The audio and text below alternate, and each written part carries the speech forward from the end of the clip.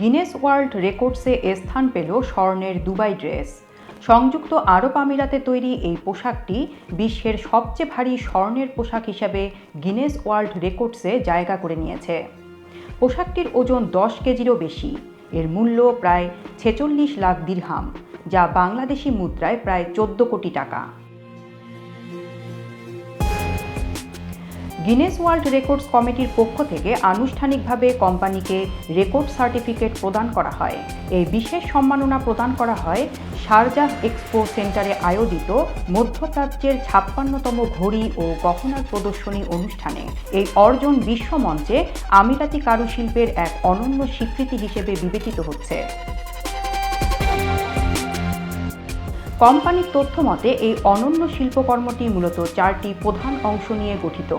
এর মধ্যে রয়েছে 398 গ্রাম ওজনের একটি সোনার মুকুট, প্রায় 8810 গ্রাম ওজনের একটি নেকলেস, 134 গ্রাম ওজনের কানের দুল এবং প্রায় 739 গ্রাম ওজনের একটি হেয়ার পিন। পুরো পোশাকটি 21 ক্যারেট খাঁটি স্বর্ণ দিয়ে নির্মিত। ঐতিহ্যবাহী আমিরাতি সংস্কৃতি ও ইতিহাস থেকে কোম্পানির ডিজাইনাররা এই পোশাক তৈরিতে অনুপ্রেরণা নিয়েছেন। এতে স্বর্ণের নকশা ও রঙিন রত্নখচিত অলঙ্করণে ফুটে উঠেছে আধুনিকতার ছোঁয়ায় প্রাচীন ঐতিহ্যের অনন্য রূপ। কোম্পানির আঞ্চলিক উপব্যবস্থাপক বলেন, এই কাজটি বিশ্ব নেতৃত্বে পৌঁছানোর জন্য সংযুক্ত আরব আমিরাতের উচ্চতর উৎকর্ষতার প্রতীক এবং সোনার কারুশিল্পে প্রধান মাইলফলক হিসেবে বিবেচিত হবে।